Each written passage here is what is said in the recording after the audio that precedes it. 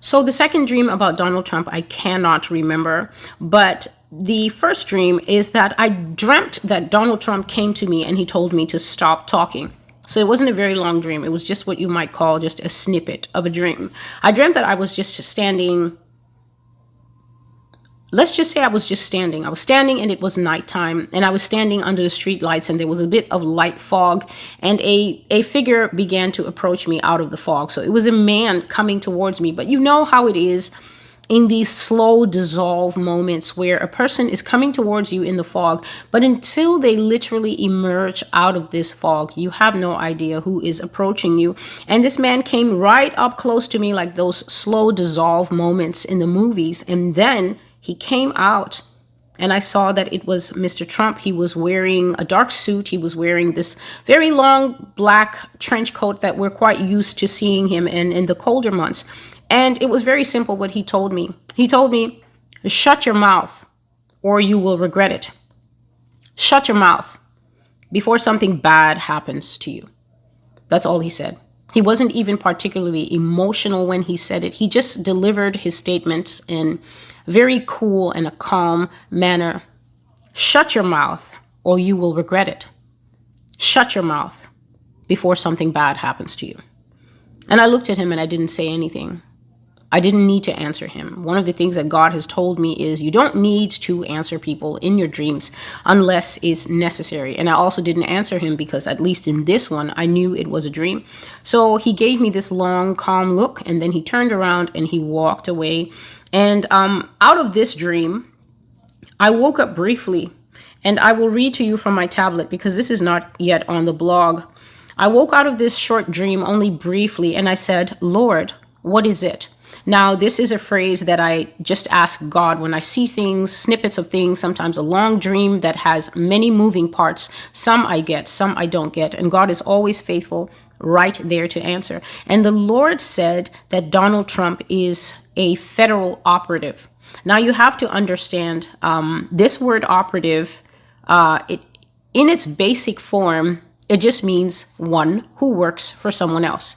But here in America, we understand that if you sit and you're pushing paper all day, or if you work at the DMV, or if you work at a daycare, or even if you work as the CEO of a bank, no one is going to call you an operative. We usually reserve that word for people who are highly enmeshed and embedded in politics, policy, and international matters of politics and international policy, as in dealing with Russia and dealing with China and that kind of thing. The people who move around in that world, especially those, please listen, especially those who walk around in secrecy, especially those whose work requires secrecy.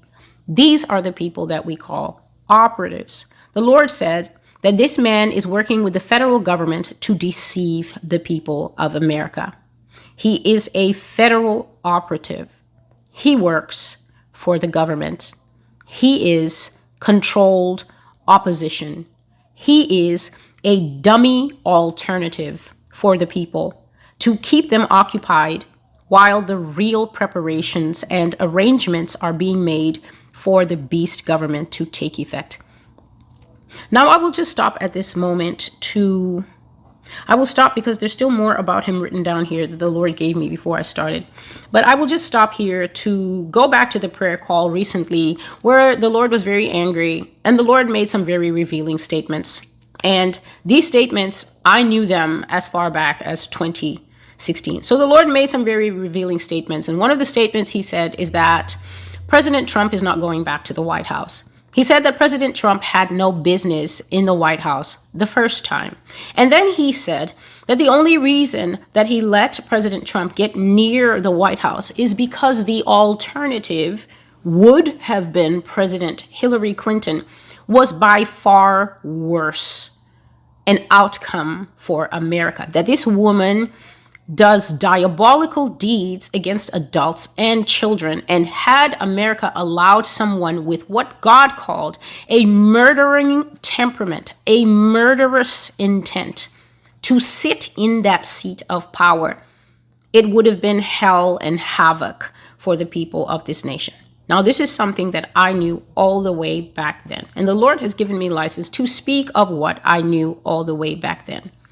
When these things were going on, and you're just sitting and you're watching to see the outcome of what is going to happen.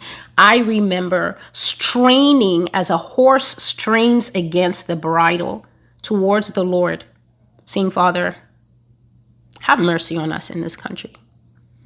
Have mercy on us in this country. Whatever form of mercy you choose to have mercy on us in this country. And it was with much shock that I saw what the outcome would be. And the Lord did say that he had mercy. So now we skip ahead before. And again, I went to the Lord with this prayer in 2020. God, have mercy on us in this country. And this time the Lord rebuked me. And I'm not ashamed to talk about such things because it is a non-humble person who will not be able to disclose when God has shut the door.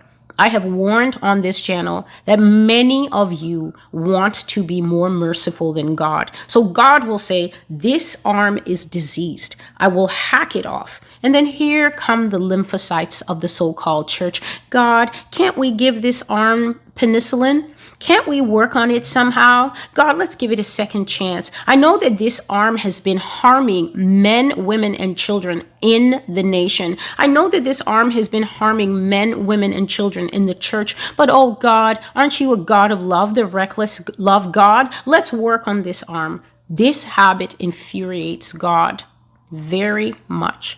So the reason I went to God with a second plea for mercy is not because I care about U.S. politics. I went because I know that the day American politics stops working, foreigners, I hope you're listening very well, in every country where you tune in, the day American politics stops working, we are going kit and caboodle into the beast system. See, that's what I care about because God has called me to end times work. He hasn't called me to be interested in your MAGA or your Build Back Better or your filibusters and whatever else. God has called me to care about the fact that one day this earth will be empty of many things, but one of the things it will be missing the most is human beings. That's what I'm interested in. Because the beast system is a coming machine that will methodically exterminate human life. And other countries are going to watch as blood flows here until they're going to have to look aside. So that's what I care about. Every time I observe a hiccup taking place in the halls of power, I don't think, oh, my favorite pony is about to lose a race. What I think is, we are one step closer to extermination, mass extermination and death. Father, please have mercy. And in 2020, the Lord told me, do not be like them. Do not distress me by continuing to ask mercy for this people. I will show them no more mercy. I will have no more grace. God said, and the prophecy is there, it's called No More Grace on the Master's Voice blog. He said he would have no more grace. He said that America was going to get exactly what she deserves. And what is that? America, we are going to see a progressive slide from Mr. Biden to Ms. Harris to whatever else will come. And at the end of the road, there will be only one choice. So it's like having a multiple choice question, but all the questions, all the choices are going to go away and we're going to be left with only one choice. And that will be the man who promised this nation change, did not deliver. He didn't tell us that he was planning to come and complete the change in a final time. And what changes will there be? So in 2016, the Lord revealed in the prayer call, not celestial, but the Lord revealed what he had told me in private, that yes, people have pleaded for mercy and I showed them the mercy. But what America saw is they saw the coming of King Cyrus from the Bible. They saw the coming of 10,000 different Bible characters. And all I have to tell you is God says that he actually gave you Saul. He gave you a blunt instrument because he said that matched your hearts.